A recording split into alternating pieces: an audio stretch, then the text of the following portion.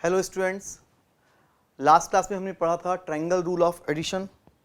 Triangle rule of addition, तो उस पे बेस्ड हम लोग आज कुछ क्वेश्चंस करने वाले हैं।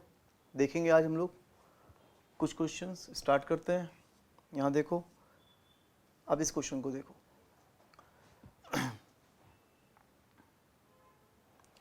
यहाँ देखें, वेक्टर ए और वेक्टर बी को ऐड करने से क्या मिला? आर। वेक्टर ए का मैग्नीट्यूड कितना है? 3। वेक्टर बी का मैग्नीट्यूड कितना है? 4। और जो वेक्टर आर है उसका मैग्नीट्यूड कितना है? 5। ए 3 है, बी 4 है और आर की वैल्यू कितनी है? 5। तो पूछा है कि यहाँ पर वेक्टर ए और वेक्टर बी के बीच का एंगल कितना होगा और वेक्टर आर और वेक्टर ए के बीच का एंगल कितना होगा। हमें ए और बी के बीच का एंगल निकालना है, जो कि हमने लास्ट क्लास में उसको थीटा से इंडिकेट किया था। ए और बी के बीच के एंगल को हमने थीटा से इंडिकेट किया था, मतलब हमें बेसिकली थीटा निकालना है। और हमें ए और आर के बीच का एंगल निकालना है, मतलब बेसिकली हमें क्या निकालना है? अल्फ़ा। तो थीटा और अल्फ़ा निकालना है।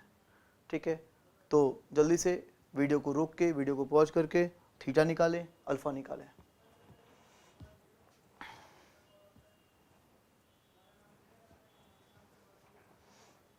ठीक है, अगर आपको फॉर्मूला नहीं याद आ रहा है तो मैं आप लोग को याद दिलाऊं।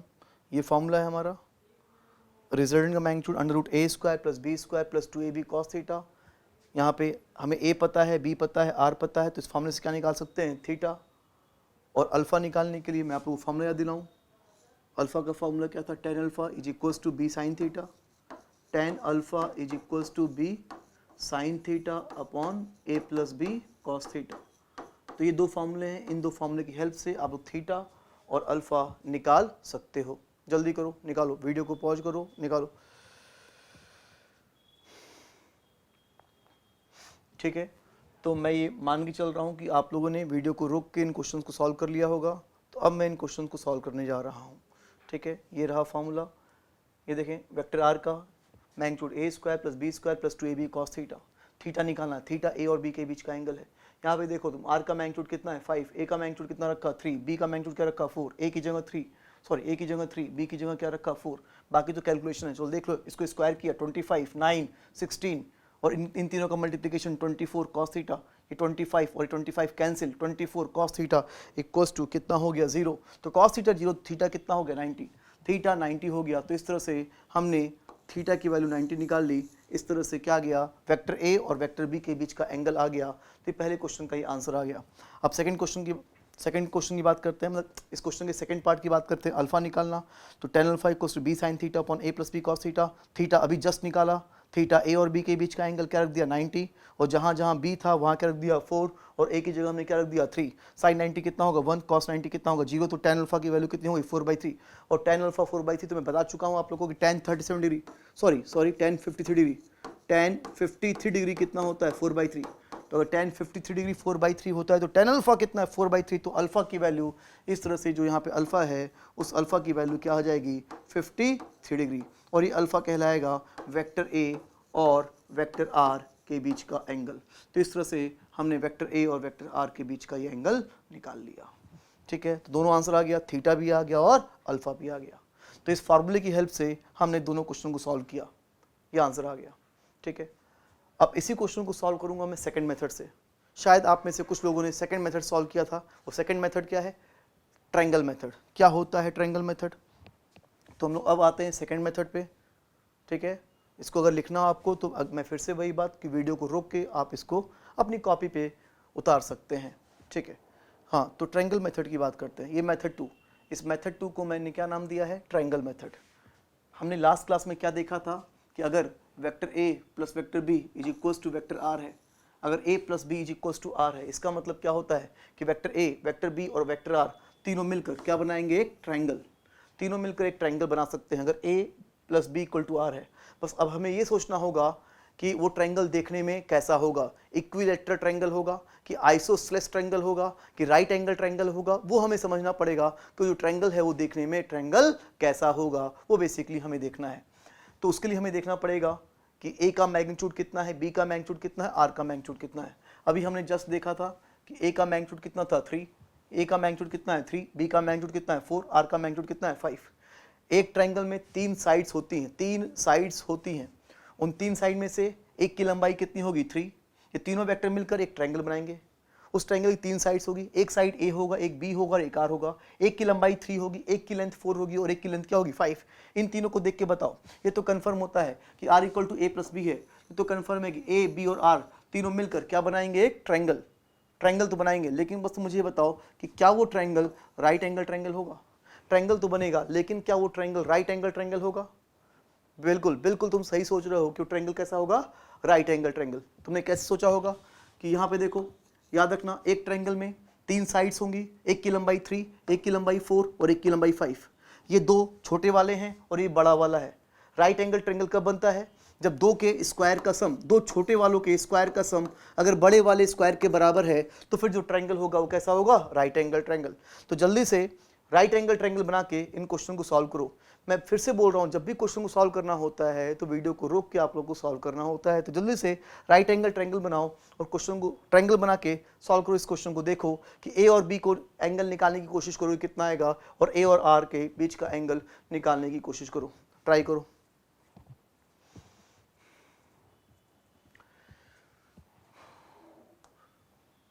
ठीक है, चलो मैं ट्राई करता हूँ। तो यहाँ पर मैं बनाने जा रहा हूँ राइट एंगल ट्रायंगल। तो ये देखो, यहाँ पर मैं ये बना रहा हूँ राइट एंगल ट्रायंगल।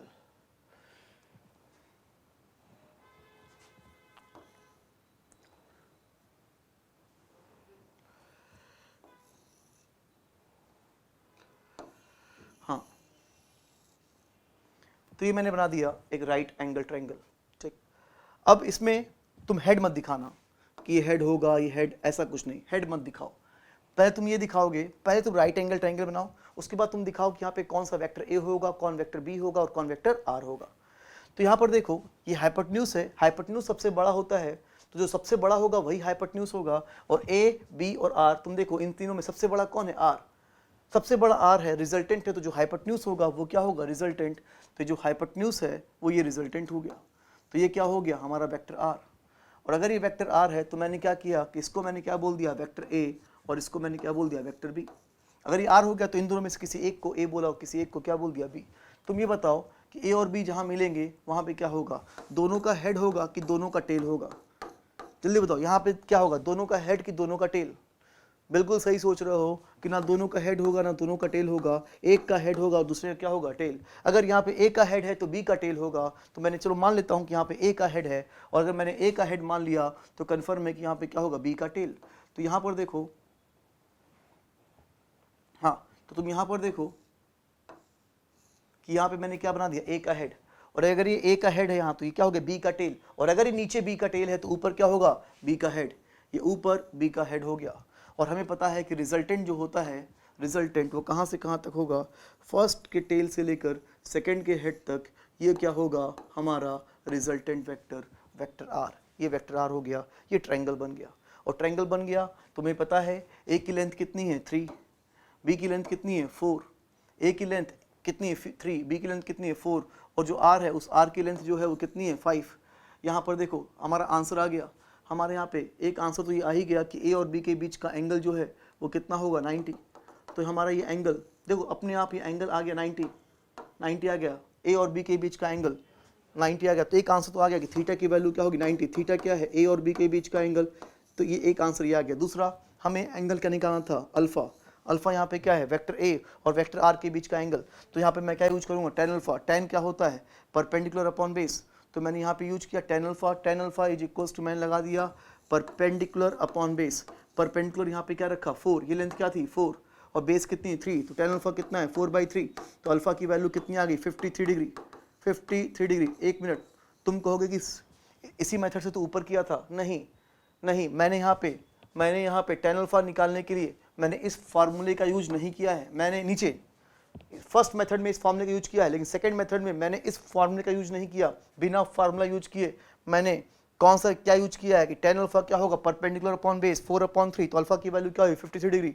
तो इस तरह से थीटा आ गया ए और बी के बीच का एंगल, और अल्फा आ गया ए और आर के बीच का एंगल।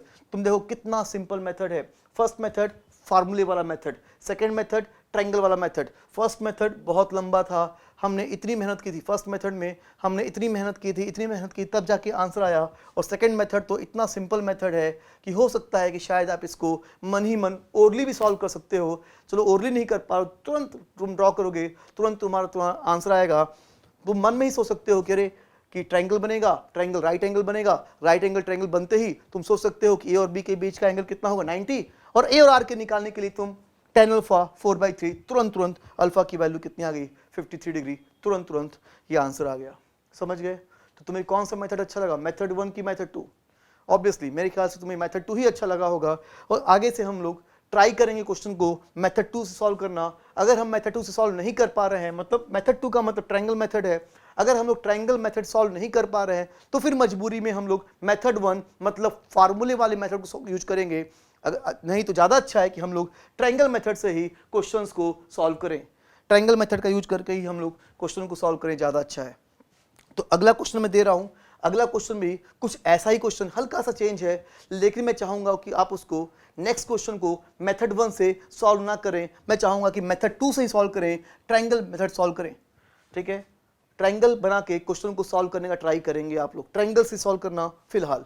तो चलो देखते हैं अगला क्वेश्चन क्या है। ये देखो तुम्हारे सामने, ये रहा अगला क्वेश्चन।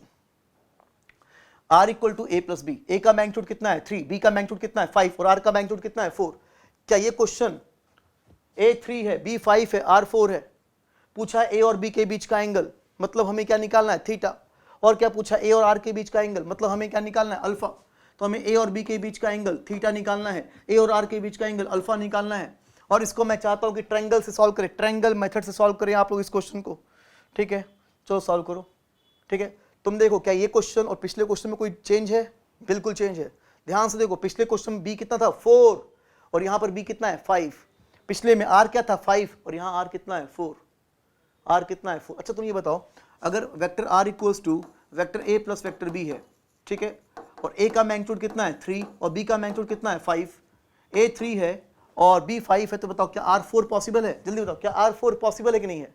याद करो, कल हम पिछली क्लास में मैंने ये बताया था आप लोग को कि r 4 पॉसिबल है कि नहीं पॉसिबल है। याद करो, 3 और 5 मिलकर रिजल्टेंट मिनिमम कितना देंगे, मिनिमम रिजल्टेंट कितना देंगे, 3 और 5 मिलकर मिनिमम। ए डिफरेंस बी कितना 2 और मैक्सिमम कितना देंगे 8। 2 पॉसिबल है, 8 पॉसिबल है और उसके बीच में पॉसिबल है, तो क्या 4 पॉसिबल है क्या? 3 और 5 मिलकर मिनिमम 2 मैक्सिमम 8, तो क्या 4 पॉसिबल है? हाँ 4 पॉसिबल है, तो बिल्कुल 4 पॉसिबल है। तो कंफर्म होता है कि जो क्वेश्चन है वो सही है, क्वेश्चन में कोई कमी नहीं, 4 पॉसिबल है। हाँ, तो ट्रायंगल मेथड से इस क्वेश्चन को आप लोग सॉल्व करें, ट्राई करें, करो ट्राई।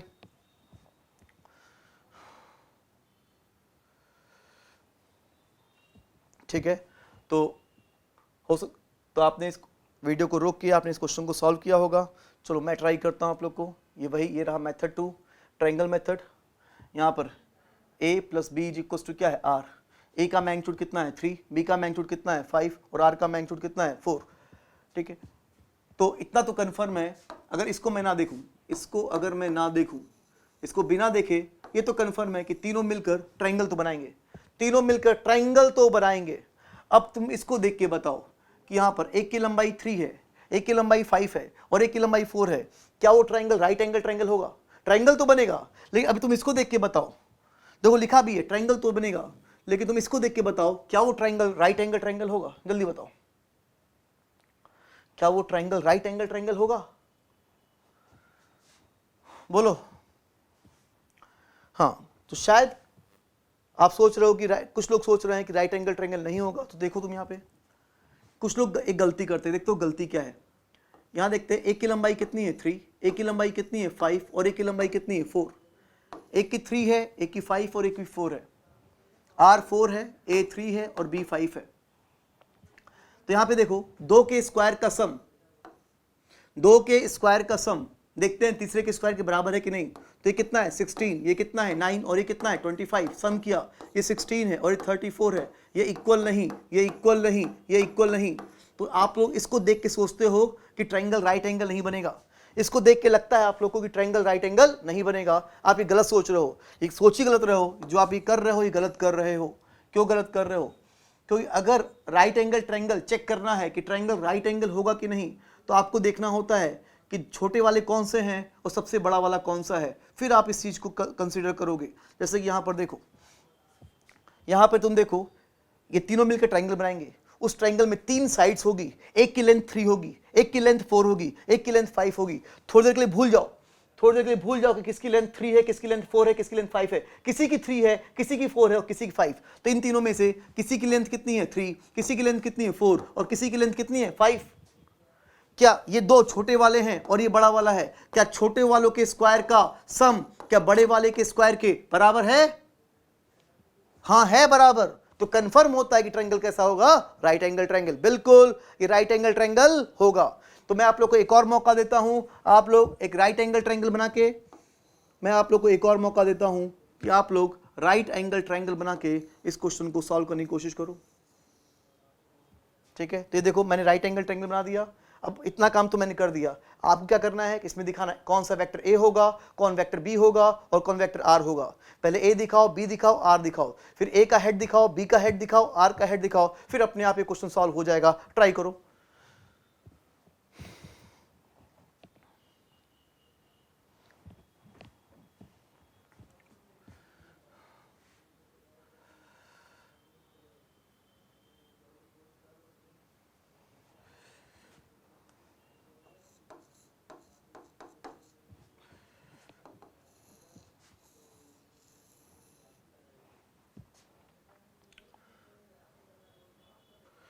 ठीक है, चलो मैं सॉल्व करता हूं इस क्वेश्चन को। देखिए इधर, तो यहाँ पे मैंने राइट एंगल ट्रायंगल बना दिया। इसमें से मैंने किसी एक को ए बोलूंगा, किसी को बी, किसी को आर। तुम पहले बताओ ये हाइपोटेन्यूज को मैं क्या बोलूं, ए बोलूं कि बी बोलूं कि आर बोलूं?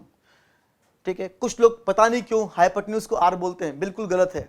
यहाँ पे तुम देखो हाइपोटेन्यूज सबसे बड़ा है और यहाँ पे सबसे बड़ा कौन है, बी। सबसे बड़ा कौन है, बी। तो बिल्कुल जो हाइपोटेन्यूज होगा वो यहाँ पे कौन होगा, बी। अब इन दोनों में से किसी एक को ए बोल दो, किसी एक को आर बोल दो। तो इसको मैंने क्या बोल दिया, ए, और इसको मैंने क्या बोल दिया, आर। ये आर हो गया। अब बताओ यहां पर देखो a plus B equal to R है, तो यहां पे फिर से वही पुरानी बात कि यहां पे क्या होगा, दोनों का हेड होगा कि दोनों का टेल होगा? बिल्कुल सही, ना दोनों का हेड होगा ना दोनों का टेल। ए और बी कहां मिलेंगे, एक के हेड पे दूसरे के टेल पे। तो माना कि ए का हेड, और अगर ये ए का हेड है तो ये क्या होगा, बी का टेल। तो यहां पे अगर ए का हेड है तो बी का टेल होगा, और अगर ये बी का टेल है तो ऊपर क्या होगा, बी का हेड। ये बी का हेड होगा, और जो रिजल्टेंट होगा, जो रिजल्टेंट होगा वो होगा फर्स्ट के टेल से लेकर सेकंड के हेड तक, ये होगा हमारा रिजल्टेंट। तो ये ड्रॉ कर दिया मैंने रिजल्टेंट, ए, बी और आर। ठीक है, यहां पे तुम देखो फिगर ड्रॉ करते ही आंसर आ गया 90 डिग्री। ये 90 किसके बीच का एंगल आ गया, ए और आर के बीच का एंगल, और ए और आर के बीच का एंगल को हम लोग क्या बोलते हैं, अल्फा। तो एक आंसर तो आ गया, अल्फा की वैल्यू क्या आ गई, 90 डिग्री। तो यहाँ पे फिगर में तुरंत आंसर आ गया। एक तो आंसर ये आ गया कि जो अल्फा है उसकी वैल्यू कितनी हुई, 90 डिग्री। हाँ चलो, अल्फा तो आ गया 90 डिग्री। ठीक, एक आंसर तो आ गया। अब ए और बी के बीच का एंगल निकालना है। चलो ए और बी के बीच का एंगल निकालते हैं। ठीक है, इस एंगल को मैं तो इस एंगल को निकालता हूं। ठीक, इस एंगल को चलो मैं डेल्टा बोल दूं, ऐसे ही। अरे डेल्टा, इस सिंबल का नाम भी डेल्टा होता है, इसको भी डेल्टा कहते हैं और इसको भी डेल्टा कहते हैं। चलो तो इस डेल्टा को निकालते हैं। इस डेल्टा की वैल्यू को मैं निकालने जा रहा हूं। कैसे, तो यहाँ पे देखो आर की लेंथ कितनी है, आर की लेंथ कितनी है 4, ए की लेंथ कितनी है 3 और बी की लेंथ कितनी है 5।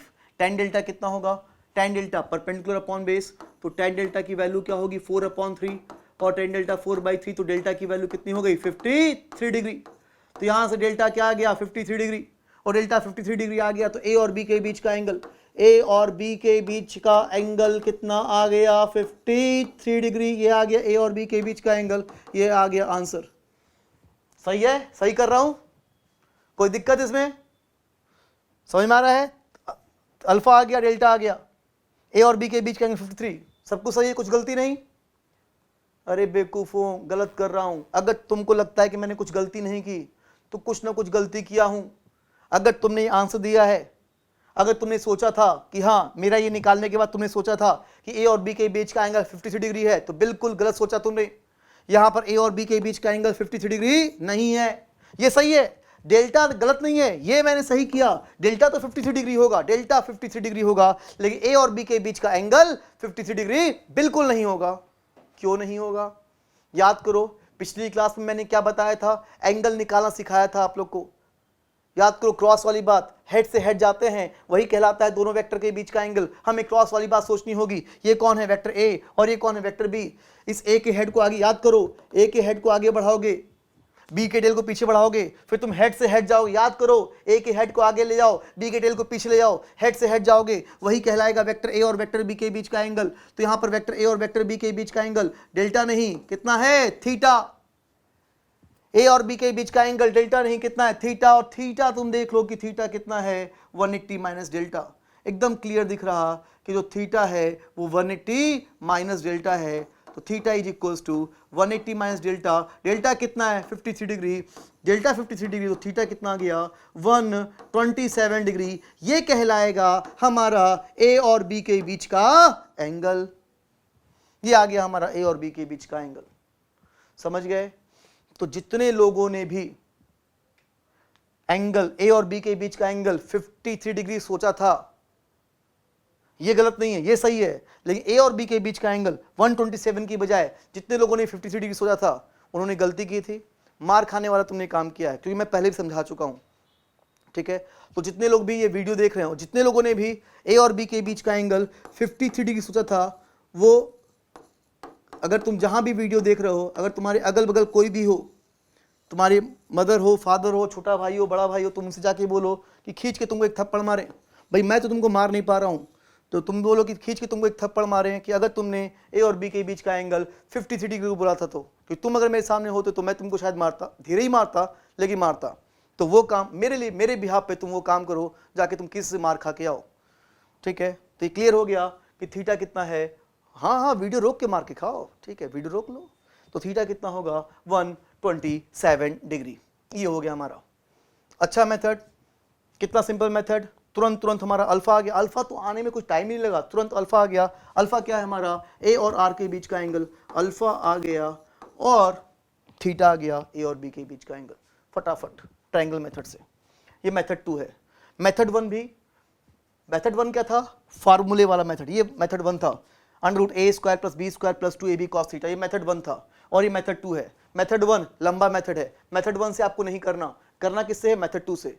ठीक है, अब मैं आप लोग को मेथड 1 दिखाने जा रहा हूं। आपको मेथड 1 को कॉपी पे नोट करने की जरूरत नहीं, बस देख लो, ऐसी बस दिखा दे रहा हूं, तुम कर भी लोगे, सिंपल मेथड है। देखो मेथड 1 टफ मेथड नहीं है, सिंपल मेथड है लेकिन लंबा है, और मेथड 2 छोटा मेथड है, जल्दी होगा। मेथड 2 से ही करना है, लेकिन थोड़ा मेथड 1 भी तुम देख लो, तुमको कॉपी पे मेथड 1 को नोट करने की जरूरत नहीं, बस देख लो, तुम कर भी लोगे, तुम मुझे दिखा लेने दो। ये देखो, ये रहा मेथड 1, यहाँ पे देखो, ये वही फार्मूला है। थीटा क्या है, ए और बी के बीच का एंगल। यहाँ पे ए कितना है 3, बी कितना है 5, ए कितना है 3, बी कितना है 5, आर कितना है 4। स्क्वायर कर देंगे, इसको स्क्वायर कर दिया, बाकी तो कैलकुलेशन है, कैलकुलेशन तुम समझ रहे हो। कॉस थीटा कैलकुलेट करोगे तो कॉस थीटा कितना आएगा, -3/5, और कॉस थीटा -3/5 थी, तो थीटा की वैल्यू कितनी होगी, 127 डिग्री। इस तरह से थीटा आ गया। हाँ, होता है ये, तुम लोग मैथमेटिक्स में जब पढ़ोगे अच्छे से तो तुम्हें अपने आप समझ में आएगा कि cos 127 जो होता है वो कितना होता है, -3/5। तो cos थीटा -3/5 है और cos 127 -3/5 होता है। ये सब कुछ आप लोग मैथमेटिक्स में पढ़ोगे, सारा मैथमेटिक्स फिजिक्स वाले नहीं पढ़ा सकते, सब पढ़ोगे आप लोग। आपको पता है तो अच्छी बात, नहीं मालूम था अभी अभी रट लो इसको, जब पढ़ोगे मैथमेटिक्स में तो क्लियर हो जाएगा कि cos 127 कितना हो जाएगा, -3/5। तो थीटा कितना हो गया, 127 डिग्री, और जो थीटा होता है वो ए और बी के बीच का एंगल होता है। एक आंसर आ गया फॉर्मूले से। अभी कौन सा आंसर बाकी है, अल्फा। अल्फा क्या बाकी है, ए और आर के बीच का एंगल। तो tan अल्फा इक्वल्स टू कितना है, b sin theta upon a + b cos theta. Theta जहां जहां थीटा है वहां मैंने क्या रख दिया, 127 डिग्री। जहां जहां b था, जहां जहां b था वहां मैंने क्या रख दिया, 5, और जहां a है वहां मैंने क्या रख दिया, 3, वहां मैंने क्या रख दिया, 3। sin 127 तुम लोग पढ़ोगे मैथमेटिक्स में कि sin 127 डिग्री + 4/5 होता है, sin 127 + 4/5 होता है, और cos 127 -3/5 होता है। तो sin 127 + 4/5, cos 127 -3/5, ये 5 और 5 यहाँ पे क्या होगा, कैंसिल, 5 5 कैंसिल हो गया, 3 - 3 कितना हो जाएगा, 0। 3 माइनस 3 कितना हो जाएगा 0। तो tan अल्फा इक्वल्स टू, यहाँ 5 कैंसिल, ऊपर कितना है 4 और नीचे कितना है 3 माइनस 3 0, और समथिंग अपॉन 0 क्या होता है इनफाइनाइट, समथिंग अपॉन 0 क्या होता है इनफाइनाइट। तो tan अल्फा कितना हो गया इनफाइनाइट, तो अल्फा की वैल्यू क्या होगी 90। अल्फा क्या हो गया a और r के बीच का एंगल। तो पिछले मेथड में भी अल्फा क्या आया था 90, ऑब्वियसली यहाँ भी अल्फा कितना आ गया 90। अरे मेथड कोई भी हो आंसर तो वही का वही रहेगा, आंसर में थोड़ी ना कोई चेंज आ जाएगा। तो अल्फा की वैल्यू कितनी हो गई 90 और थीटा कितना हो गया 127 डिग्री। तो देखो मेथड 2 में भी यही आंसर, मेथड 1 में भी यही आंसर, ये लेकिन ये मेथड लंबा है और वो मेथड अच्छा था, जल्दी सॉल्व होगा। ये रहा हमारा, लिखने की जरूरत नहीं है, तुम कर लोगे, बस मैं दिखा रहा था कि इस मेथड से सॉल्व करने पे ये आंसर आ गया। ठीक है, चलो अगला क्वेश्चन, अगला क्वेश्चन मैं देने जा रहा हूं आप लोग को, लेकिन उस क्वेश्चन को सॉल्व करने के लिए आपको पेन उठाने की जरूरत नहीं है। बिना पेन उठाए आप लोग क्वेश्चन को सॉल्व करोगे, मन ही मन में जो भी कुछ फिगर वगैरह बनाना हो सब कुछ मन में करेंगे, पेन मत उठाना, ईमानदारी रखो, बिना पेन उठाए क्वेश्चन को आपको सॉल्व करना है। ठीक है, और जैसे ही मैं क्वेश्चन दूंगा तुरंत आपको बोलना है, तुरंत आंसर बोलना है कि आंसर होगा, जितनी जल्दी सोच सकते हो उतनी जल्दी बोलना तुरंत, हाँ अरे इसका आंसर ये होगा। ठीक है, तो स्टार्ट करता हूं मैं अगला क्वेश्चन।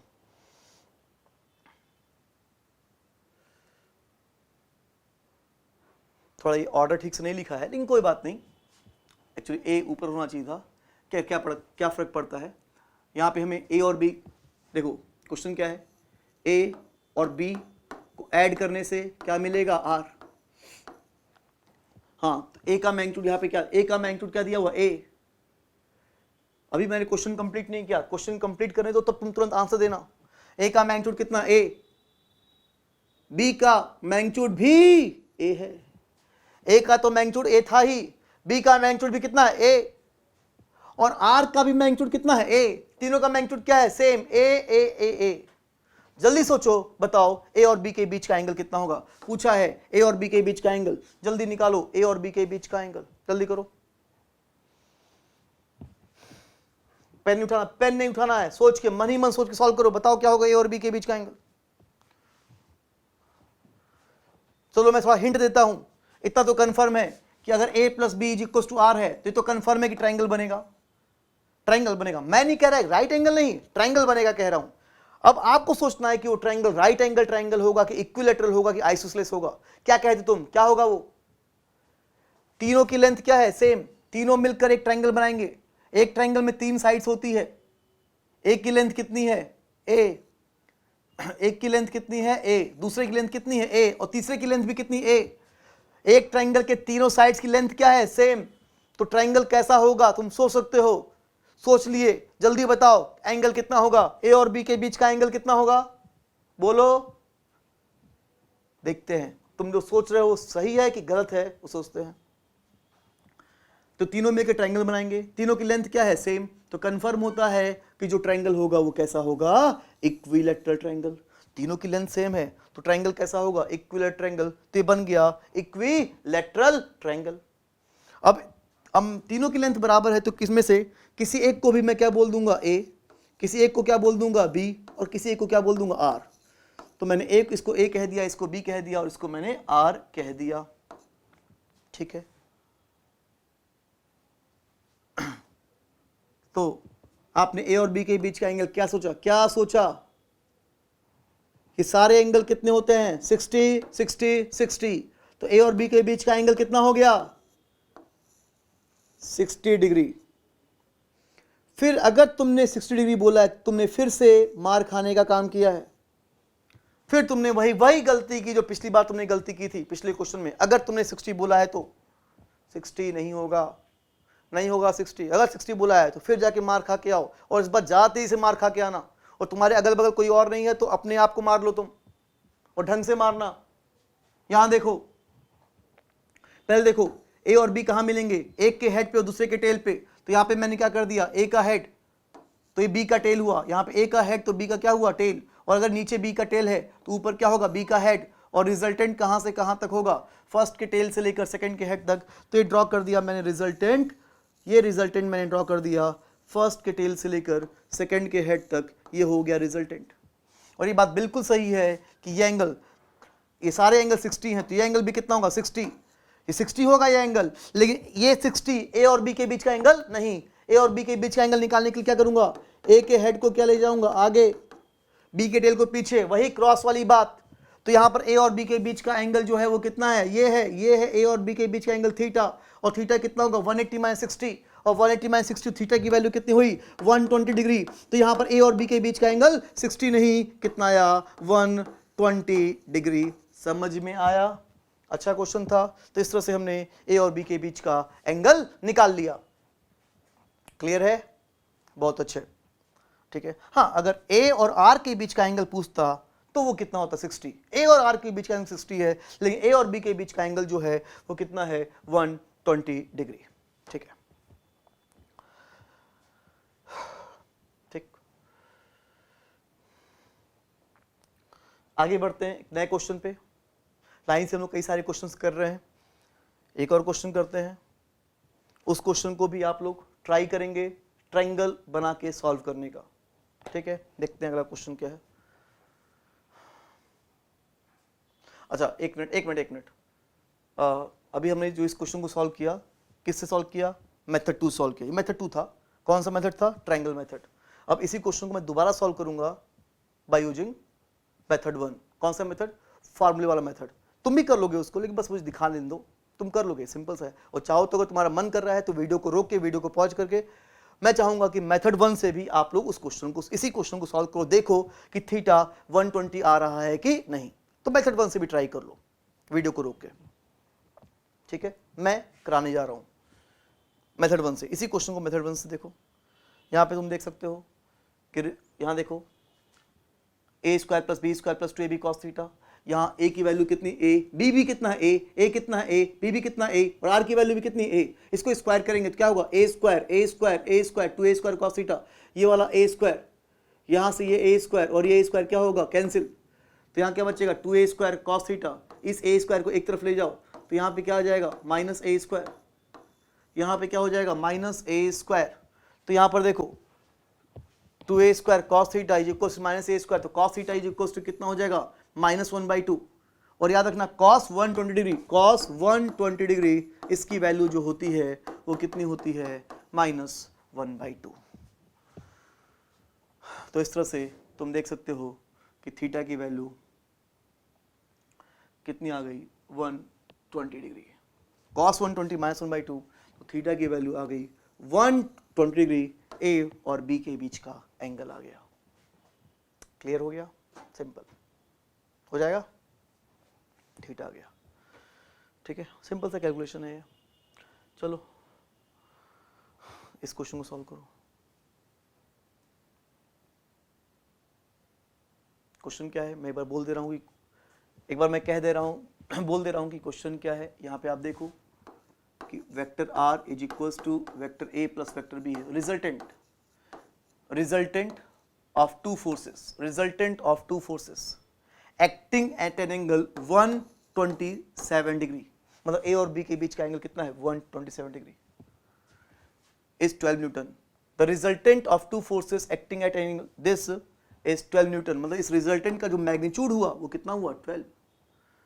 इस रिजल्टेंट का जो मैग्नीट्यूड है वो कितना है 12 and is perpendicular to one of the forces.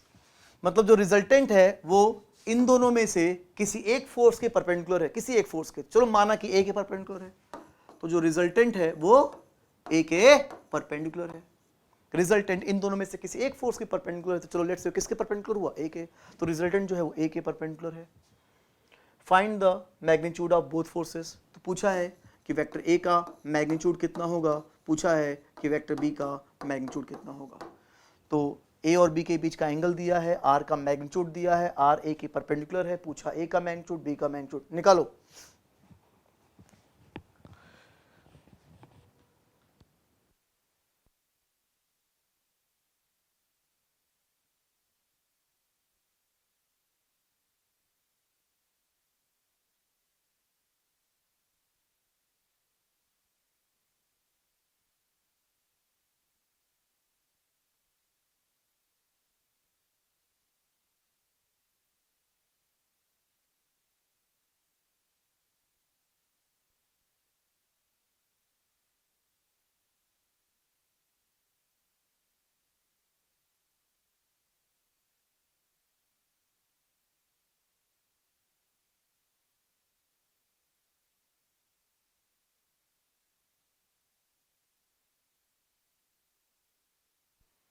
Triangle बना के इस क्वेश्चन को सॉल्व करो। क्या वो, ये तो कंफर्म है कि r equal to a plus B है, तो कंफर्म है कि ट्राइंगल बनेगा, ट्राइंगल तो कंफर्म बनेगा। अब तुमको सोचना है कि ट्राइंगल राइट एंगल होगा कि नहीं, बताओ होगा कि नहीं। एक ट्राइंगल में 3 साइड्स होंगी और ये दोनों साइड आपस में क्या है, परपेंडिकुलर, तो कंफर्म होता है ट्राइंगल भी कैसा होगा, राइट एंगल ट्राइंगल। तो ट्राइंगल तो राइट एंगल ट्राइंगल होगा, तो राइट एंगल ट्राइंगल बनाओ और क्वेश्चन को सॉल्व करो।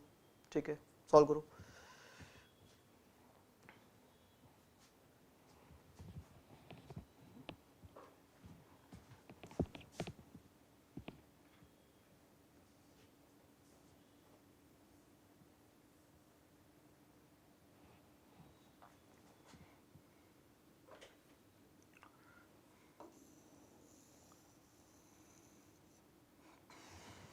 ठीक है, चलो मैं बनाता हूँ। ये राइट एंगल ट्रायंगल दिख रहा है आप लोग को।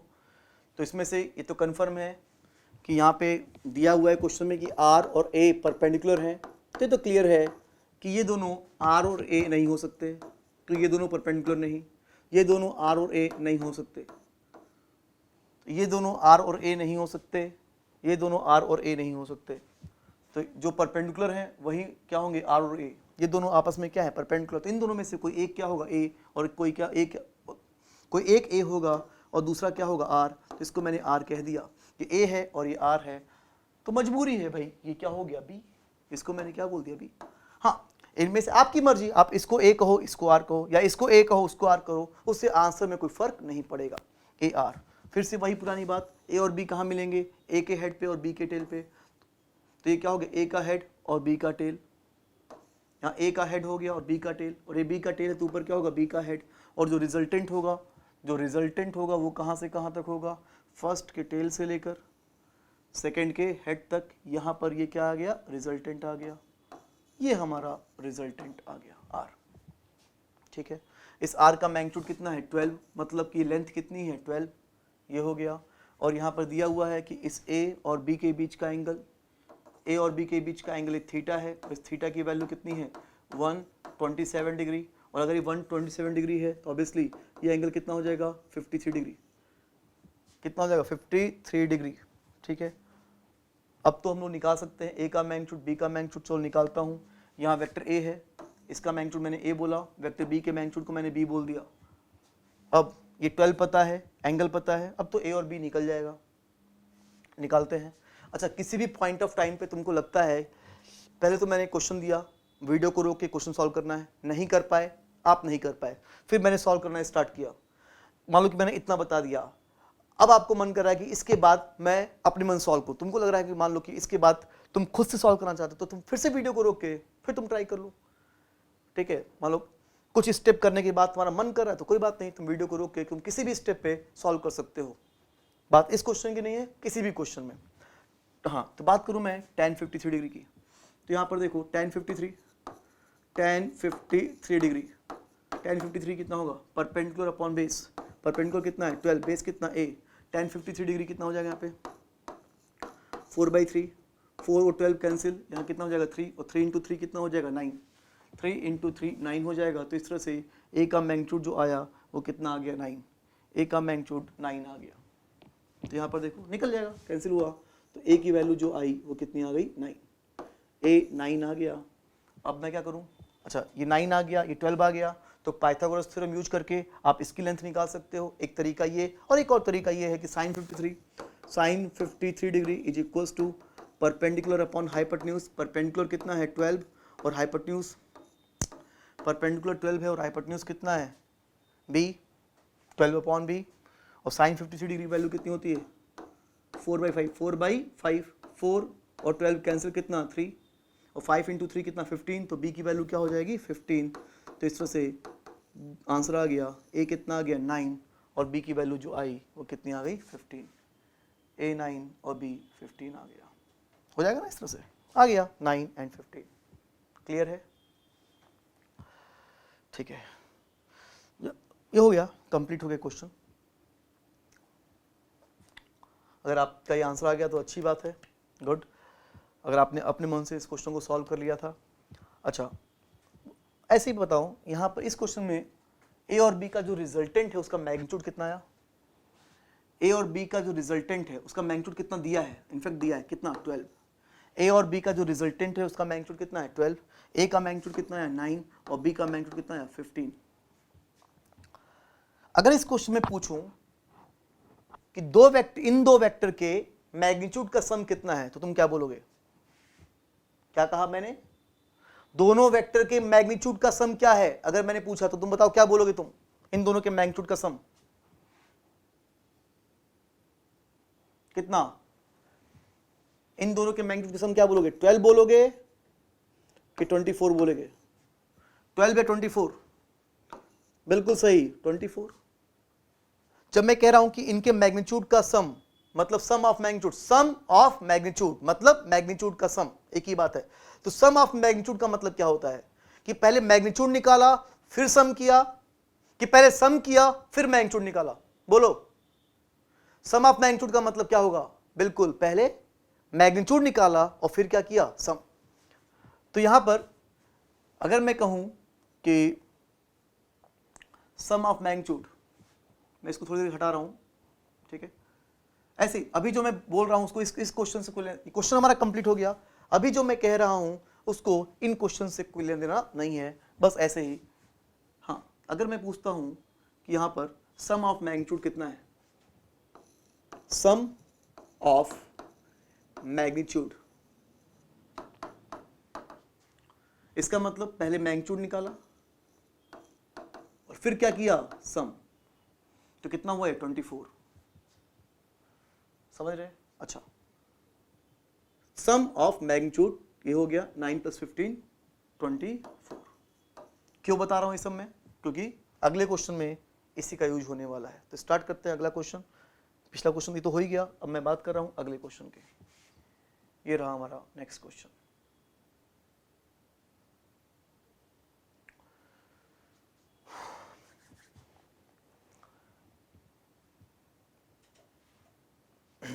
ये देखिए इधर,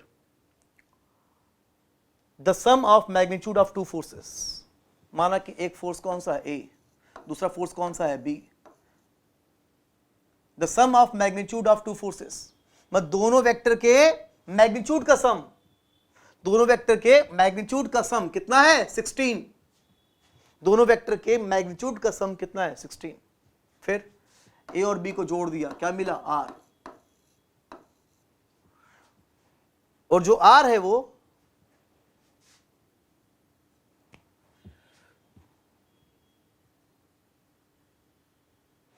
ठीक है, ये क्वेश्चन थोड़ा सा कंप्लीट नहीं है, कुछ मिसिंग है यहाँ पे, तो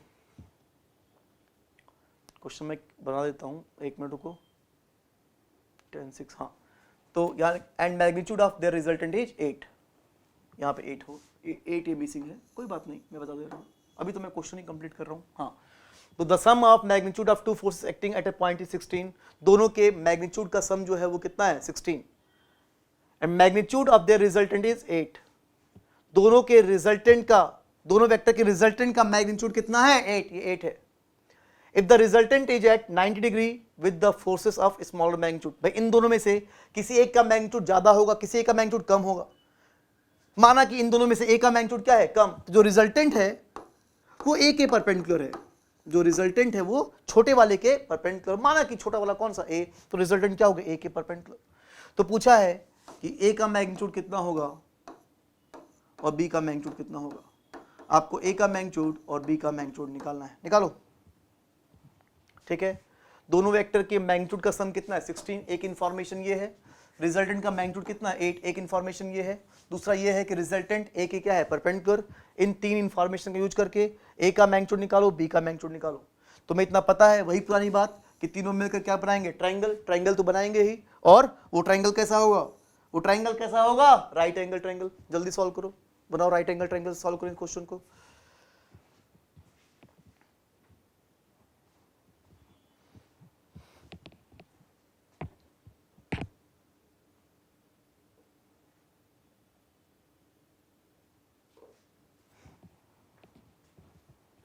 ठीक है, हाँ तो चलो, आपने ट्राई कर लिया होगा, अब मैं करने जा रहा हूं इस क्वेश्चन को ट्राई। अभी जैसे कि बात हुई कि तीनों मिलकर एक राइट एंगल ट्रायंगल बनाएंगे, ये बना दिया मैंने राइट एंगल ट्रायंगल। और जैसे कि बात है कि आर परपेंडिकुलर टू ए, तो इसको मैंने क्या बोल दिया आर, इसको मैंने क्या बोल दिया ए, तो ऑब्वियसली मजबूरी है जो ये बच गया वो कौन होगा, बी, ये हमारा बी होगा। और फिर से वही पुरानी बात कि ए और बी कहाँ मिलेंगे, ए और बी कहाँ मिलेंगे, ए के हेड पे और बी के टेल पे, तो यहाँ पर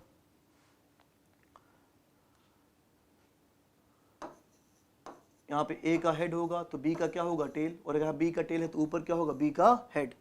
अब रिजल्टेंट जो होगा वो कहाँ से कहाँ तक होगा, फर्स्ट जो रिजल्टेंट होगा वो कहाँ से कहाँ तक होगा, फर्स्ट के टेल से लेकर सेकंड के हेड तक, तो जो रिजल्टेंट होगा वो किधर होगा, ऊपर, रिजल्टेंट ऊपर होगा।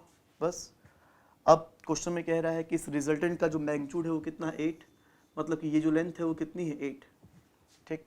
और ए के मैग्नीट्यूड को मैंने ए बोल दिया। अगर वेक्टर ए का मैग्नीट्यूड ए है तो बी का मैग्नीट्यूड कितना होगा, क्या 16 माइनस ए होगा। अगर ए का मैग्नीट्यूड ए है तो क्या बी का मैग्नीट्यूड 16 माइनस ए होगा, क्या बिल्कुल 16 माइनस ए होगा। क्यों, क्योंकि दोनों वेक्टर के मैग्नीट्यूड का जो सम था वो कितना था, 16 था। इसका मतलब अगर ये a है तो ऑब्वियसली ये कितना होगा, 16 माइनस ए, 16 माइनस ए। तो a का मैग्नीट्यूड कितना a, तो लेंथ कितनी हुई a, और b का मैग्नीट्यूड कितना है 16 माइनस ए। अरे भाई तुम b का मैग्नीट्यूड तुम भी ले लो, b का मैग्नीट्यूड अगर तुमने b लिया तो दोनों के मैग्नीट्यूड का सम कितना है 16, तो b की वैल्यू कितनी हुई, इस b की वैल्यू कितनी हुई 16 माइनस ए। तो रिजल्टेंट की लेंथ कितनी 8, a की लेंथ कितनी a और b की लेंथ कितनी 16 माइनस ए।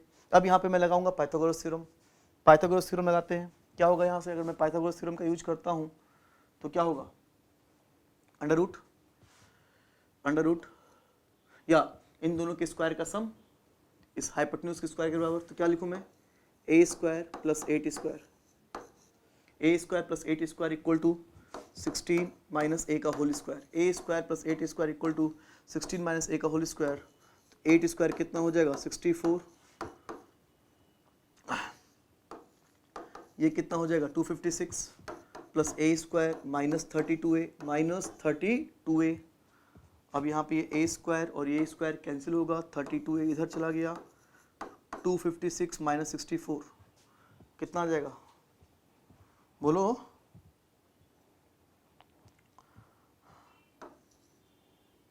192 हो गया। डिवाइड कर दिया 32 से तो a की वैल्यू कितनी आ गई, a की वैल्यू कितनी आ गई 6, a कितना आ गया 6, और a 6 आ गया तो b कितना हो जाएगा, अरे दोनों के मैग्नीट्यूड का सम कितना होना है 16, तो अगर a 6 आ गया तो b की वैल्यू कितनी हुई 10 आ गया, दोनों वेक्टर के मैग्नीट्यूड का सम आ गया। a भी कितना आ गया 6 और b कितना आ गया 10, a 6 और b 10, ये हो गया। तो यहाँ पे इन्फॉर्मेशन क्या था कि रिजल्टेंट का मैग्नीट्यूड 8 था, ये इन्फॉर्मेशन था। दूसरा इन्फॉर्मेशन क्या था, रिजल्टेंट परपेंडिकुलर टू a था। और तीसरा इन्फॉर्मेशन क्या था, ये a है तो ये कितना है 16 माइनस ए। इन तीनों इन्फॉर्मेशन को यूज करके हमने इन क्वेश्चन को सॉल्व किया। आप लोग चाहो तो इस क्वेश्चन को नोट कर सकते हो, ठीक है। ठीक,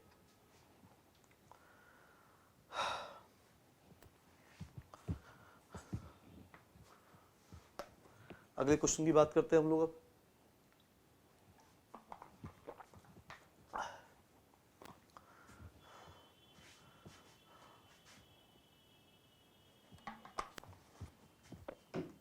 देखिए इधर आगे बढ़ते हैं।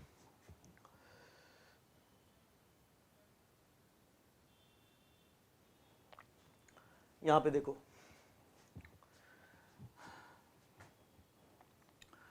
क्वेश्चन देखो क्या कहता है कि दो वेक्टर है P और Q,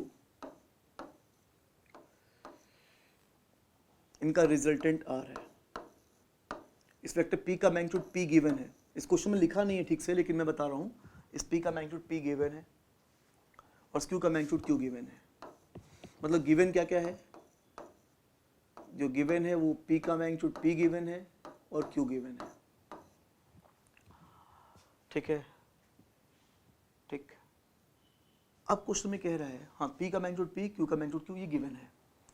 अब देखो इंटरेस्टिंग क्वेश्चन है, अच्छा क्वेश्चन है। इस क्वेश्चन में कह रहा है कि अगर वेक्टर P को वैसे ही रहने दो, अगर वेक्टर Q को डबल कर दें, देखो the resultant of two vector P and Q is R, P और Q का रिजल्टेंट कितना है R, ठीक। फिर ये कह रहा है कि इफ क्यू इज डबल्ड, अगर क्यू को हमने डबल कर दिया, देन ऑब्वियसली अगर वेक्टर चेंज कर दूंगा, चेंज हो गया, तो क्यू को डबल करने से क्यू का डायरेक्शन तो नहीं बदलेगा, डायरेक्शन इन दोनों का क्या रहेगा, सेम, बस मैग्नीट्यूड क्या हो जाएगा, डबल, लेकिन वेक्टर तो बदल गया, पी तो वही का वही रहा, लेकिन ये वेक्टर क्या हो गया, डबल, तो ऑब्वियसली रिजल्टेंट भी बदल जाएगा। तो ये एक नया रिजल्टेंट आ गया, इस नए रिजल्टेंट को मैं आर एन कह रहा हूँ। ऑब्वियसली ये पुराने रिजल्टेंट को मैं क्या कह रहा हूँ, आर, और नए रिजल्टेंट को मैं क्या बोल रहा हूँ, आर एन। तो क्वेश्चन में कह रहा है कि जब ये डबल कर दिया गया, then the new resultant vector is perpendicular to p। जो न्यू रिजल्टेंट वेक्टर है वो p के क्या हो गया, परपेंडिकुलर। जो नया रिजल्टेंट है वो p के क्या हो गया, परपेंडिकुलर। तो पूछा है कि इस पुराने रिजल्टेंट का मैग्नीट्यूड कितना होगा, पुराने रिजल्टेंट का मैग्नीट्यूड कितना होगा। तो क्वेश्चन में सिर्फ और सिर्फ क्या गिवन है, p और q गिवन है, तो आपके आंसर में p और q के अलावा कुछ और नहीं आना चाहिए। मैं बता दूं कि जो रिजल्टेंट का मैग्नीट्यूड होगा, क्या पता वो p के बराबर आए, क्या पता वो q के बराबर आए, क्या पता वो under root P square plus Q square आए, मुझे नहीं पता क्या होगा, लेकिन जो भी आंसर होगा उस आंसर में सिर्फ और सिर्फ p और q होंगे। p और q के अलावा आपके आंसर में कुछ और नहीं बचना चाहिए, सिर्फ p और q गिवन है, p का मैग्नीट्यूड, q का मैग्नीट्यूड है। इंफॉर्मेशन ये है कि q को डबल करने से नया रिजल्टेंट जो आया वो p के क्या आया, परपेंडिकुलर, तो पुराने रिजल्टेंट का मैग्नीट्यूड कितना होगा। सॉल्व करो, इसको सॉल्व करो, वीडियो को पॉज करो, अच्छा क्वेश्चन है, वीडियो को रोक के इस क्वेश्चन को सॉल्व करो।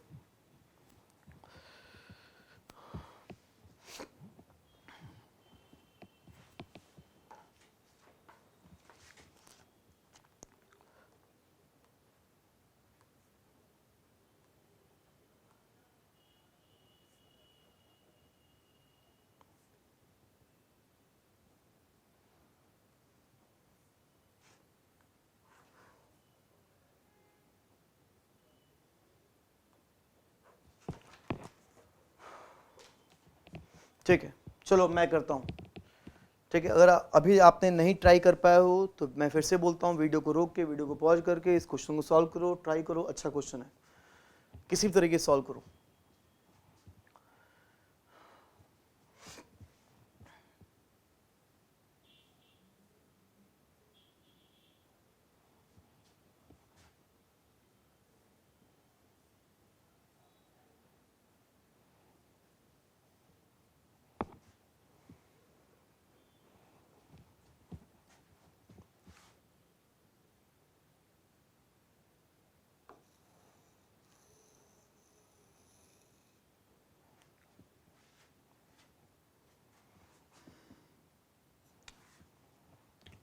तो थोड़ा सा हिंट देता हूँ, मैं आप लोग हिंट देता हूँ आप लोग को,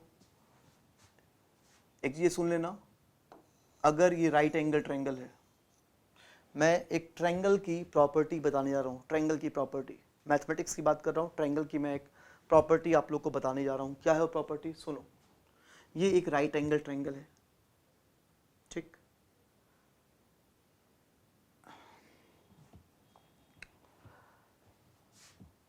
अगर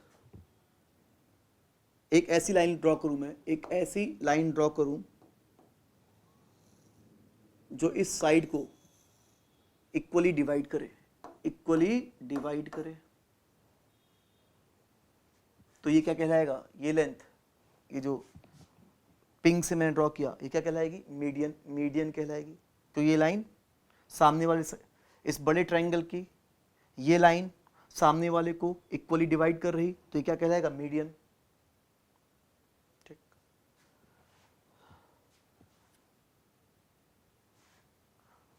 अगर राइट एंगल ट्रायंगल में अगर ये लाइन इसको इक्वली डिवाइड कर रही है, तो इसकी लेंथ भी, इसकी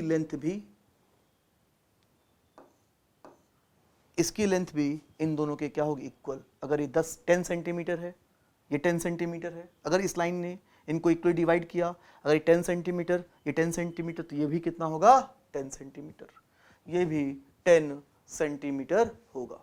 ठीक है, तो इस प्रॉपर्टी का आप यूज करके सॉल्व करें इस क्वेश्चन को। अब तो कर लो, मैंने एक अच्छा इंटरेस्टिंग पॉइंट बताया, आपको पता था तो बहुत अच्छी बात, नहीं मालूम था तो इसका यूज करके जल्दी से इस क्वेश्चन को सॉल्व करो।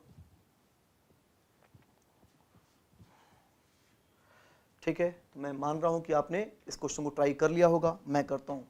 देखिए इधर, यहां पे देखो, स्टार्ट करता हूं मैं। इस वेक्टर को मैं बोल रहा हूं वेक्टर P, ध्यान से लो, इस वेक्टर को मैं वेक्टर P बोल रहा हूं, ठीक। और यहां से लेकर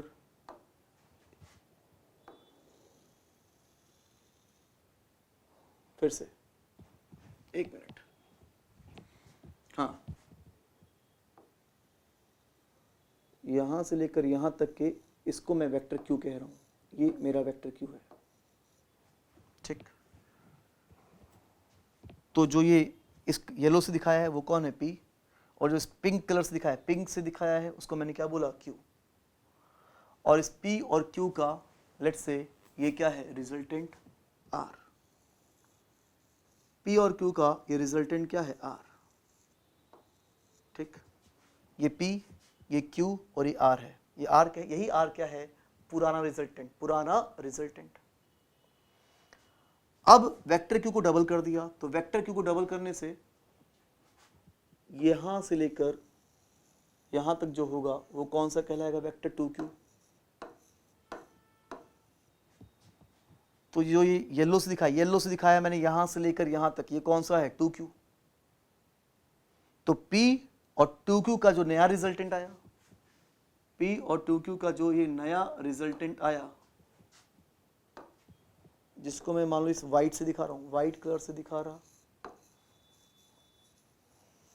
P और 2Q का ये जो नया रिजल्टेंट आया Rn, ये Rn वेक्टर P के क्या है? परपेंडिकुलर। यही तो क्वेश्चन में कह रहा है। फिर से क्वेश्चन पढ़ता हूं मैं, क्वेश्चन क्या कह रहा है? ये P और ये Q, बस यहां तक, P और Q का ये क्या है? रिजल्टेंट। इस P का मैग्नीट्यूड कितना है? P, और इस Q का मैग्नीट्यूड कितना है? Q, मतलब ये लेंथ कितनी है? Q। और इस P और Q का ये क्या है? रिजल्टेंट, जो पुराना रिजल्टेंट कहलाएगा। अब इस Q को मैंने डबल कर दिया, तो ये कितना हो गया? 2Q। तो जो नया रिजल्टेंट आया इस P के क्या आया? परपेंडिकुलर। तो पूछा है कि इस पुराने रिजल्टेंट की मैग्नीट्यूड कितना होगा, मतलब लेंथ निकाल लूं तो वही क्या होगा? उसका मैग्नीट्यूड। चलो निकालता हूं। तो तुम बताओ, अगर ये लेंथ Q है ना, Q का मैग्नीट्यूड, ये लेंथ अगर Q है, तो बताओ ये लेंथ कितनी होगी? जल्दी बताओ, ये लेंथ कितनी होगी? बिल्कुल सही, वो कितनी होगी? Q। क्यों? ये वेक्टर Q था, यहां से यहां तक क्या था? Q, और यहां से यहां तक कितना है? 2Q। तो 2Q क्या होगा? Q का डबल। तो अगर ये लेंथ कितनी है? Q, तो ये पूरी कितनी होगी? 2Q। तो ये आधी कितनी होगी? Q। तो ये भी कितना हुआ? Q, ये भी कितना हुआ? Q। अब देखो, क्या तुम्हें इसके अंदर इस प्रॉपर्टी का यूज दिख रहा है? इस ट्रायंगल के अंदर क्या इस प्रॉपर्टी का यूज दिख रहा है? बिल्कुल दिख रहा होगा। इस राइट एंगल ट्रायंगल का, इस बड़े ट्रायंगल का, ये जो ग्रीन लाइन है वो इस बड़ी वाली येलो लाइन को इक्वली डिवाइड कर रहा है, Q और Q को इक्वली डिवाइड कर रहा। तो ये लाइन क्या हो गई? ये लाइन एक मीडियन हो गई जो इक्वली डिवाइड कर रही। अगर ये लाइन इन दोनों को इक्वली डिवाइड कर रही तो इसकी और इसकी लेंथ क्या होगी? सेम। तो इसकी लेंथ कितनी है? Q, इसकी लेंथ कितनी है? Q। तो इसका मतलब इस ग्रीन की लेंथ, ग्रीन वाले की लेंथ कितनी होगी? Q। और लेंथ का मतलब क्या है? मैग्नीट्यूड। तो ग्रीन मतलब R, इस R का जो मैग्नीट्यूड आया वो कितना आ गया? Q। कितने सिंपल तरीके से इस क्वेश्चन को मैंने सॉल्व कर दिया। इस क्वेश्चन को सॉल्व करने के लाखों तरीके से, बहुत सारे तरीके से इस क्वेश्चन को सॉल्व कर सकते हैं, लेकिन बहुत ही सिंपल तरीका है, प्रोवाइडेड कि आपको ये ट्रायंगल की प्रॉपर्टी पता होनी चाहिए थी। अगर आपको ये ट्रायंगल की प्रॉपर्टी पता है, कितने सिंपल तरीके से हमने इस क्वेश्चन को सॉल्व कर लिया, तुरंत आंसर आ गया। इस वेक्टर आर का जो मैग्नीट्यूड आया वो कितना है? Q। एक बार फिर से देख लो तुम, मैंने क्या किया। अच्छा क्वेश्चन है, तो तुम देख लो कि मैंने क्या किया, कैसे इस क्वेश्चन को मैंने सॉल्व किया। ठीक है, ठीक।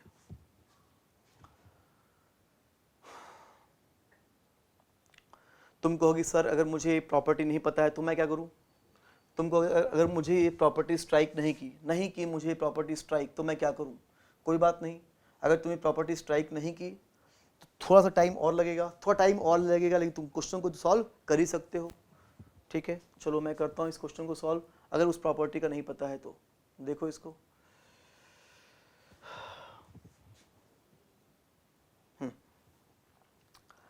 तो मुझे ये तो क्लियर है कि ये Q है, बस मुझे इसकी लेंथ निकालनी है। देखते हैं कि बिना उस प्रॉपर्टी का यूज किए क्या इसकी लेंथ में क्यू निकाल पा रहा हूं कि नहीं। ठीक, बहुत तरीका उसको भी निकालने का, मैं ट्राई करता हूं, तुम ध्यान से देखो। एक सेकेंड, ये देखो, हो सकता है कि जिस तरीके से मैं बता रहा हूं तुम और भी सिंपल तरीका कोई सोच पाओ। ठीक है, ध्यान सुनना। क्या ये ट्रायंगल, ये वाला, ये ट्रायंगल और क्या ये ट्रायंगल सेम है? सेम है क्या? कॉन्करेंट है, सर्वांगसम है? कॉन्करेंट, सर्वांगसम, सेम है क्या? शायद। ये लेंथ और ये लेंथ क्या है? सेम।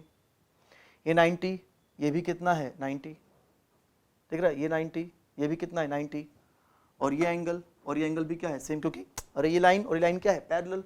तो ये एंगल और एंगल सेम क्यों होगा? कोरस्पॉन्डिंग एंगल, जिसको हिंदी में संगत कोण भी बोलते हैं।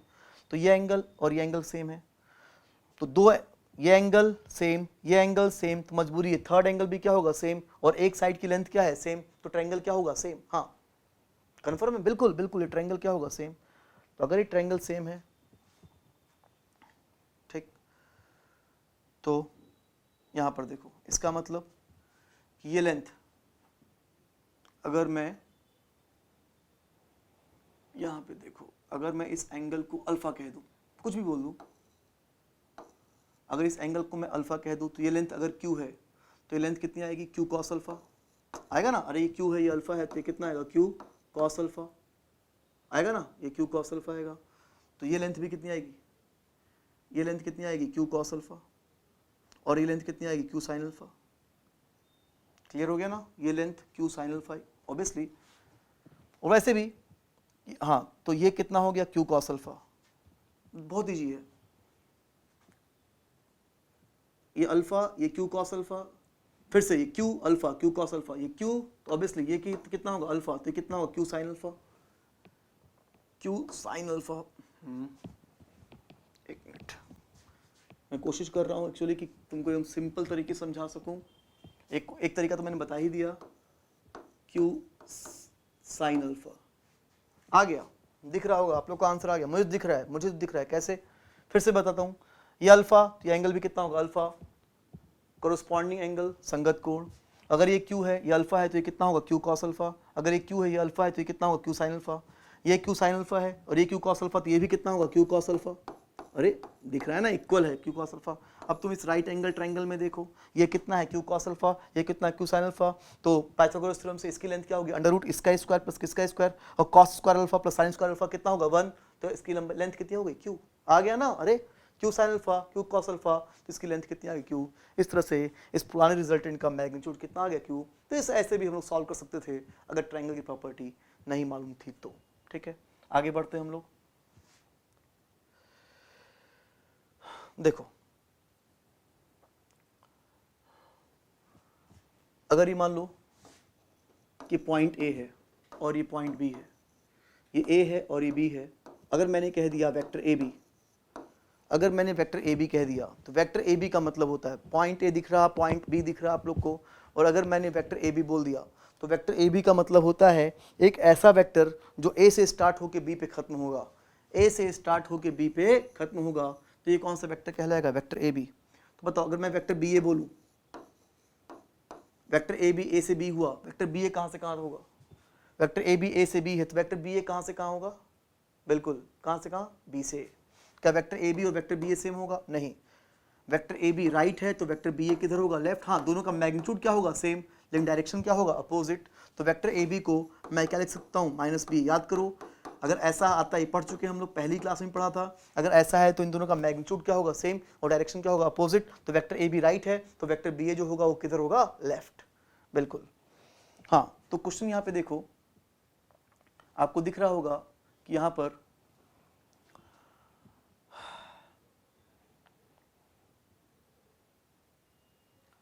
हाँ, यहाँ पे आपको दिख रहा है कि 3 पॉइंट होंगे ए बी एंड सी। तो vector A B plus vector P C पूछा है कि vector A B plus vector B C क्या होगा? मतलब इसका आंसर ए सी होगा कि सी ए होगा कि कुछ और होगा? क्या होगा? ये आपको बताना है। बताओ, जल्दी बताओ।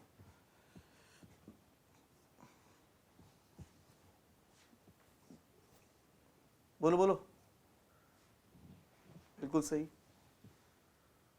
हाँ, तो मैं बताता हूं कि क्या होगा। देखिए, इस पॉइंट को मैंने बोल दिया पॉइंट ए, इसको मैंने बोल दिया बी, और इसको मैंने क्या बोल दिया सी। ये ए है, ये बी है और ये सी है। तो वेक्टर ए बी, ये कौन कहलाएगा? Vector A B. Vector B C, ये कौन कहलाएगा? Vector B C. तुम देखो, जहां ए बी का हेड है वहां बी सी क्या है? टेल। तो जहां फर्स्ट का हेड वहां सेकंड का टेल। तो रिजल्टेंट जो होगा, इनका जो रिजल्टेंट होगा वो कहां से कहां तक होगा? फर्स्ट के टेल से लेकर सेकंड के हेड तक। ये क्या होगा? रिजल्टेंट। ये रिजल्टेंट होगा। क्लियर दिख रहा है कि आर जो है वो ए बी और बी सी का रिजल्टेंट है। क्या ये आर ए सी है? क्या ये वेक्टर आर वेक्टर ए सी है क्या? बिल्कुल, जो वेक्टर आर है वो कौन है? वेक्टर ए सी। तो कंफर्म होता है कि जो वेक्टर आर है वो वेक्टर ए सी है। चलो, तो जो रिजल्टेंट है वो कौन सा है? Vector A C. मतलब A B plus B C is equals to A C हो गया। ठीक है, इसको लिख लेंगे आप लोग, A B plus B C equals to A C. ऐसे ही बताओ, मैं क्वेश्चन पूछूं, मान लो कि कोई वेक्टर डी है, डी ई प्लस एल ई क्या होगा? वेक्टर, जल्दी बताओ। डी ई प्लस एल ई कितना होगा? Vector D E plus vector L E कितना होगा? डी ई प्लस एल ई, क्या डी एल होगा? नहीं नहीं नहीं नहीं नहीं, गलत गलत सोचे होगा तुम। ये सोचे हो डी ई प्लस एल ई जो है वो डी एल नहीं होगा। क्यों नहीं होगा? देख लो, इसको मान लो मैंने यहाँ देखो, इसको मान लो मैं डी कह रहा हूँ, इसको मैंने क्या कहा? ई, और इसको मैंने क्या कहा? एल। तो ये कौन हुआ? Vector D. और ये कौन हुआ? Vector L E. ध्यान दो, एल ई नीचे है, एल ई जो है वो किधर है? नीचे। तो तुम एकदम क्लियर दिख रहा है कि डी ई और एल ई, डी और एल ई का रिजल्टेंट डी एल नहीं है। तो डी और एल ई का रिजल्टेंट क्या है? पता नहीं क्या है, कुछ होगा, लेकिन डी एल। मेरा मेन पॉइंट ये है बताने का कि डी एल नहीं होगा। डी एल बिल्कुल नहीं होगा। देखो तुम, एल ई किधर है? नीचे है, नीचे। तुम देख सकते हो, एकदम क्लियर दिख सकता है कि जो डी एल है, डी एल वो डी और एल ई का रिजल्टेंट बिल्कुल नहीं है। तो इसका रिजल्टेंट क्या है? पता नहीं क्या है रिजल्टेंट, लेकिन इसका रिजल्ट बस मुझे यही बताना था कि D plus L E D L नहीं होगा। हाँ, अगर मैं पूछता कि डी ई, अगर मैं पूछता कि D E plus E L क्या होगा, अगर मैं पूछता कि D E plus E L कितना होगा, तो देखो D E plus E L किधर हो जाएगा? ऊपर। अब इसको मैं चेंज कर रहा हूं, D E plus E L. अब देखो तुम, D E plus E L, जहां फर्स्ट का हेड वहां सेकंड का टेल, तो ये क्या होगा? इन दोनों का रिजल्टेंट। तो D E plus E L equal to क्या होगा? रिजल्टेंट। और रिजल्टेंट हम क्लियर दिख रहा है कि रिजल्टेंट कितना है? D L. तो D E plus E L जो होगा वो कितना होगा? D L. D E plus E L जो होगा वो डी एल होगा। D E plus L E D L नहीं होगा। एक और सिंपल तरीका, बिना फिगर ड्रॉ किए, बिना फिगर ड्रॉ किए भी तुम जान सकते हो कि क्या होगा रिजल्टेंट बिना फिगर ड्रॉ किए। कैसे? देखो जरा तुम, यहाँ पे तुम देखो, A B plus B C equals to कितना? ए सी। कैसे याद रहेगा? यहाँ पे तुम देखो, ये बी दोनों में कॉमन है, ये बी दोनों में कॉमन है, तो A B plus B C equals to, तो ये आंसर क्या हो जाएगा? ए सी। ऐसे ए सी, ऐसे डी प्लस ई एल, यहाँ पे ई, ऐसे ऐसे तुम ध्यान दे देना, D plus E L, E plus E एक साथ है, आंसर क्या होगा? D L. जैसे कि मैं बोलूँ C D plus D M, C D plus D M, तो यहाँ देखो डी और डी, तो इसका आंसर जो होगा वो कितना होगा? C M. बिल्कुल, इसका सी डी प्लस डी, तो इसका आंसर कितना होगा? C M. जैसे कि मैं कहूँ, बताओ P L plus C L, P L plus C L क्या पी सी होगा? क्या P L plus C L P C होगा? बिल्कुल नहीं। P L plus C L P C नहीं होगा, नहीं होगा। हाँ हाँ, P L plus C L, यहाँ देखो ना, ऐसे कॉमन नहीं आ रहा है ऐसे। हाँ, अगर मैं कहता कि P L plus L C, P L plus L C, तो ये देखो एल, तो इसका आंसर क्या होता? P C. हाँ, P L plus L C, इसका आंसर जो होता वो कितना होता? P C. समझ में आ रहा होगा आप लोग को? ठीक है, चलो क्लियर हो गया। ऐसे करना ई डी एल। अगर तुमको इसमें दिक्कत हो रही, बस बल्कि ये इजी है, लेकिन दिक्कत हुई तो तुम फिगर ड्रॉ करके भी तुम अपने आप को कंफर्म कर सकते हो कि क्या होगा आंसर। आगे बढ़ते हैं।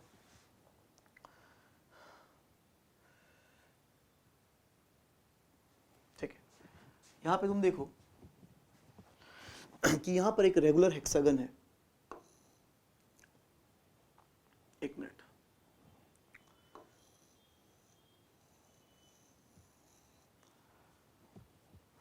फिर से बना रहा हूं,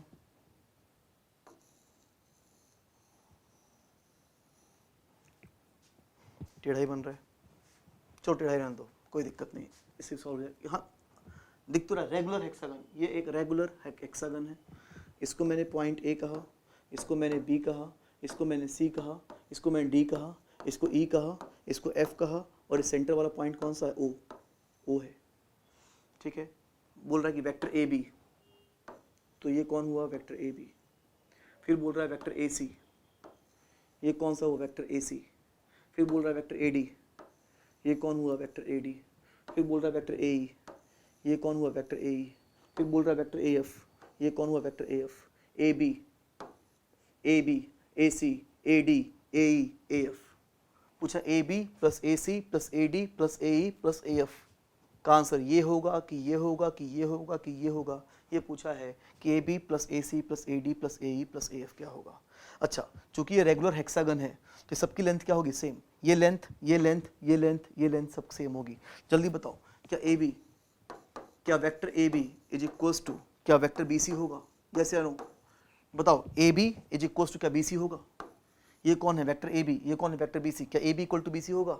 बिल्कुल नहीं। हाँ, ए बी और बी सी की लेंथ सेम है। अगर ये लेंथ 5 है तो ये भी लेंथ कितनी है, 5।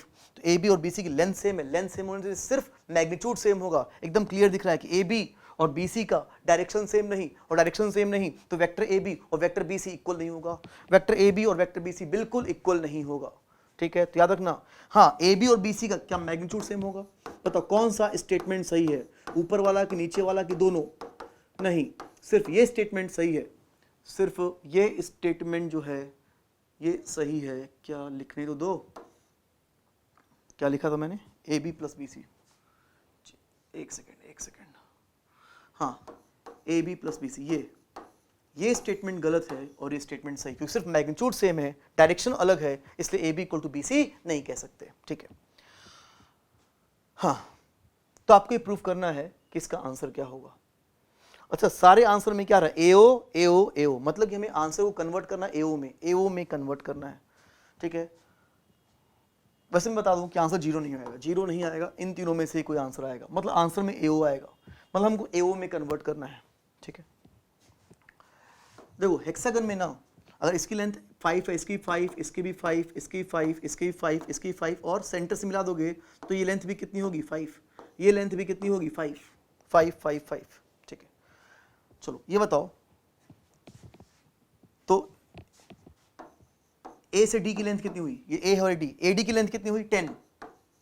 ए डी की लेंथ कितनी हुई, 10। एओ की लेंथ कितनी है, ये ओ है ये डी है, एओ की लेंथ कितनी है, 5। एडी की लेंथ कितनी है, 10। ए बी की लेंथ कितनी है, 5। जरा बताओ, क्या A D equals to 2ab है, यस या नो? बताओ, क्या A D equals to 2ab है? नहीं, ये तब होता है जब मैग्नीट्यूड क्या हो, डबल, लेकिन डायरेक्शन क्या होना चाहिए, सेम।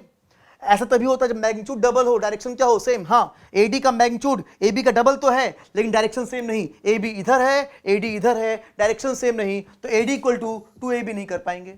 सिर्फ मैग्नीट्यूड डबल होने से काम नहीं चलेगा, तब लिख पाते हैं जब मैग्नीट्यूड डबल हो, डायरेक्शन क्या हो, सेम। मैग्नीट्यूड तो डबल है, डायरेक्शन सेम नहीं, तो एडी इक्वल टू 2ab नहीं लिख पाऊंगा। लेकिन क्या एडी इक्वल्स टू मैं 2ao लिख पाऊंगा? सोच लो, बताओ, क्या AD इक्वल टू 2AO लिख पाऊंगा? ये कौन है, AD, और ये कौन है, AO। AD इक्वल टू क्या 2AO लिख पाऊंगा? ये तब लिख पाऊंगा जब मैग्नीट्यूड डबल हो और डायरेक्शन क्या हो, सेम। तो AD की लेंथ कितनी है, 10, और AO की लेंथ कितनी है, 5। मैग्नीट्यूड क्या है, डबल, और डायरेक्शन क्या है, सेम। हाँ, तो मैं AD इक्वल टू 2AO लिख पाऊंगा, लेकिन AD इक्वल टू 2AB नहीं लिख पाऊंगा, AD इक्वल टू 2AO लिख पाऊंगा, ठीक है। तो इसका मतलब इन सबको अगर मैं कन्वर्ट कर दूं और मान लो आंसर आ गया 8AD, आएगा नहीं, 8AD नहीं आएगा, मान लो आंसर कितना आ गया, 8AD। तो 8AD का मतलब क्या हो जाएगा, क्या 8AD का मतलब क्या 16AO हो जाएगा? 8AD का मतलब क्या 16AO होगा? हाँ, AD इक्वल टू कितना होगा, 2AO, तो 8AD कितना हो जाएगा, 16AO। तो बस मेरा कहने का मतलब कि तुम इसको कन्वर्ट करो AD में और एक बार एडी में कन्वर्ट हो गया, इन सबको मिलाकर एडी में कन्वर्ट करो और एडी में कन्वर्ट हो गया तो फिर एओ में तो कन्वर्ट हो ही जाएगा, क्योंकि 1 एडी इक्वल टू कितना होगा 2 एओ। तो इस क्वेश्चन को आप लोग सॉल्व कर लेंगे। आप लोग इस क्वेश्चन को हम लोग नेक्स्ट क्लास में डिस्कस करेंगे, नेक्स्ट क्लास में इस क्वेश्चन को हम लोग डिस्कस करेंगे, ठीक है। तो चाहो तो आप लोग कॉपी पे ये क्वेश्चन को नोट कर लो, फिगर ड्रॉ कर लेना, ठीक है। देखते हैं कि क्या होगा इसका आंसर, ठीक है। तो नेक्स्ट क्लास में इस क्वेश्चन को सॉल्व करेंगे और हम लोग फिर इसके बाद पढ़ेंगे हम लोग एक नया मेथड वेक्टर को ऐड करने के। अभी कई सारे मेथड और पढ़ने हैं, उसको हम लोग नेक्स्ट इस क्वेश्चन को सॉल्व करने के बाद उन नए मेथड्स को पढ़ेंगे। तो आज के लिए बस इतना ही। आज हमने कई सारे अच्छे अच्छे क्वेश्चंस देखे, इस क्वेश्चन को आप लोग करके लेके आएंगे, ठीक है। चलो ठीक है, फिर आज के लिए इतना ही।